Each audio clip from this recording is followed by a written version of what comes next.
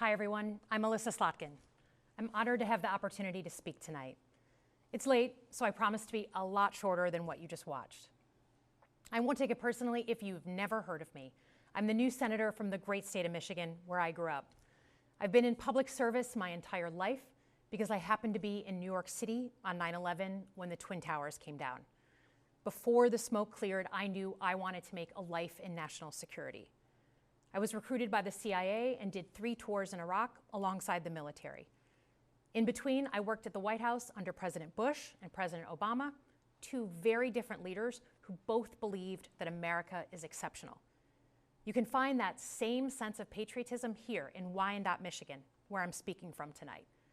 It's a working class town just south of Detroit. President Trump and I both won here in November. It might not seem like it, but plenty of places like this still exist across the United States. Places where people believe that if you work hard and play by the rules, you should do well and your kids should do better. It reminds me of how I grew up. My dad was a lifelong Republican, my mom a lifelong Democrat. But it was never a big deal because we had shared values that were bigger than any one party. We just went through another fraught election season. Americans made it clear that prices are too high and that the government needs to be more responsive to their needs.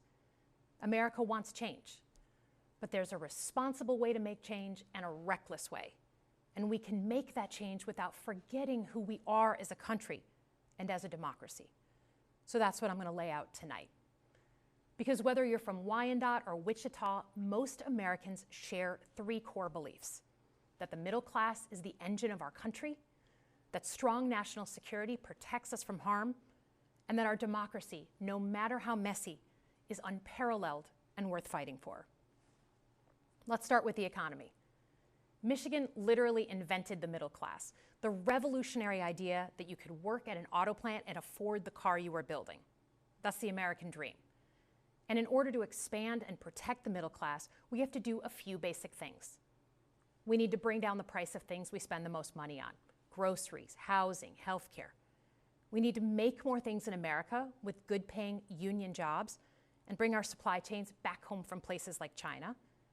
We need to give American businesses the certainty they need to invest and create the jobs of the future. And we need a tax system that's fair for people who don't happen to make $1 billion. Look, the president talked a big game on the economy, but it's always important to read the fine print. So, do his plans actually help Americans get ahead? Not even close. President Trump is trying to deliver an unprecedented giveaway to his billionaire friends. He's on the hunt to find trillions of dollars to pass along to the wealthiest in America. And to do that, he's going to make you pay in every part of your life.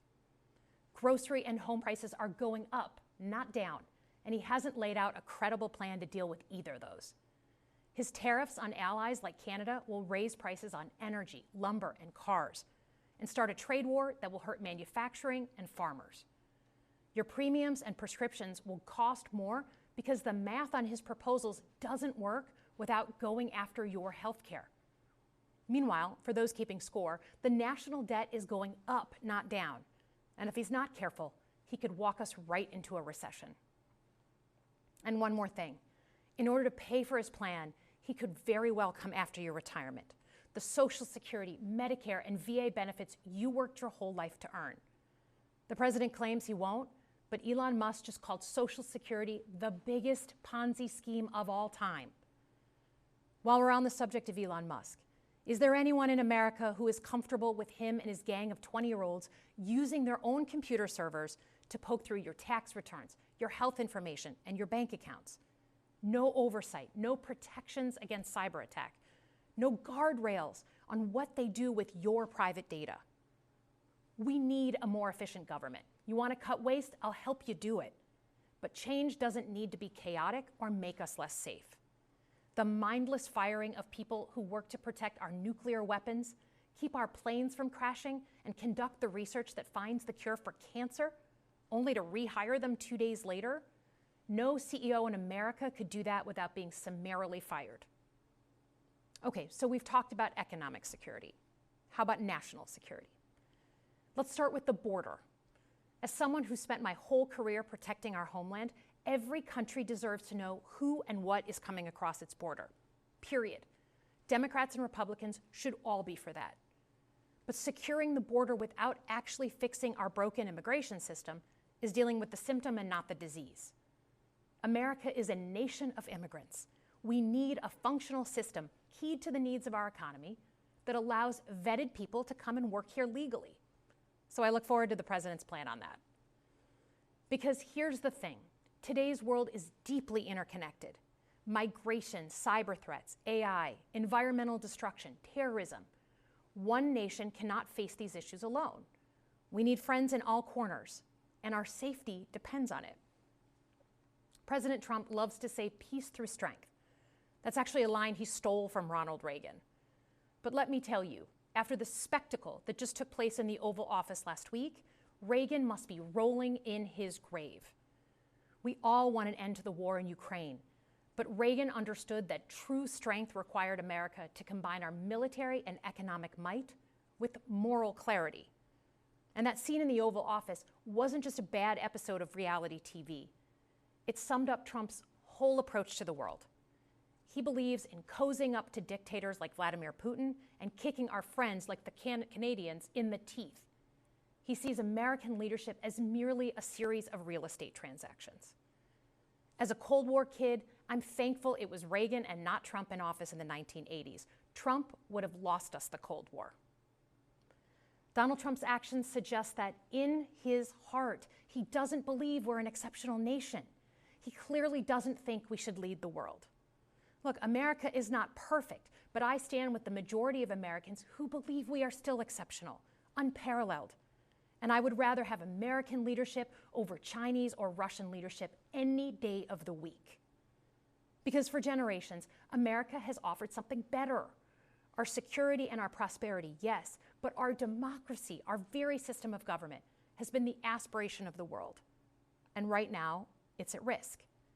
It's at risk when the president decides you can pick and choose what rules you want to follow, when he ignores court orders and the Constitution itself, or when elected leaders stand by and just let it happen.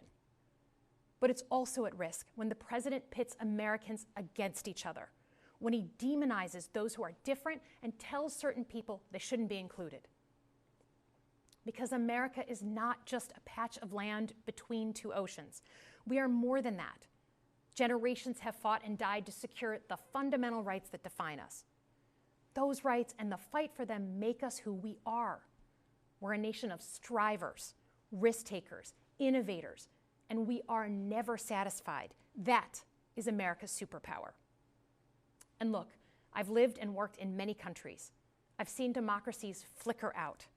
I've seen what life is like when a government is rigged. You can't open a business without paying off a corrupt official. You can't criticize the guys in charge without getting a knock at the door in the middle of the night. So as much as we need to make our government more responsive to our lives today, don't for one moment fool yourself that democracy isn't precious and worth saving. But how do we actually do that? I know a lot of you have been asking that question. First, don't tune out. It's easy to be exhausted, but America needs you now more than ever. If previous generations had not fought for this democracy, where would we be today?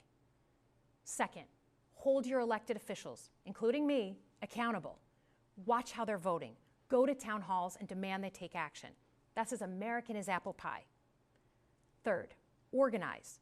Pick just one issue you're passionate about and engage. And doom scrolling doesn't count. Join a group that cares about your issue and act. And if you can't find one, start one. Some of the most important movements in our history have come from the bottom up. In closing, we all know that our country is going through something right now. We're not sure what the next day is going to hold, let alone the next decade. But this isn't the first time we've experienced significant and tumultuous change as a country. I'm a student of history, and we've gone through periods of political instability before. And ultimately, we've chosen to keep changing this country for the better. But every single time, we've only gotten through those moments because of two things: engaged citizens and principled leaders. Engaged citizens who do a little bit more than they're used to doing to fight for the things that they care about, and principled leaders who are ready to receive the ball and do something about it. So thank you tonight for caring about your country. Just by watching, you qualify as engaged citizens. And I promise that I and my fellow Democrats will do everything in our power to be the principled leaders that you deserve. Good night, everyone.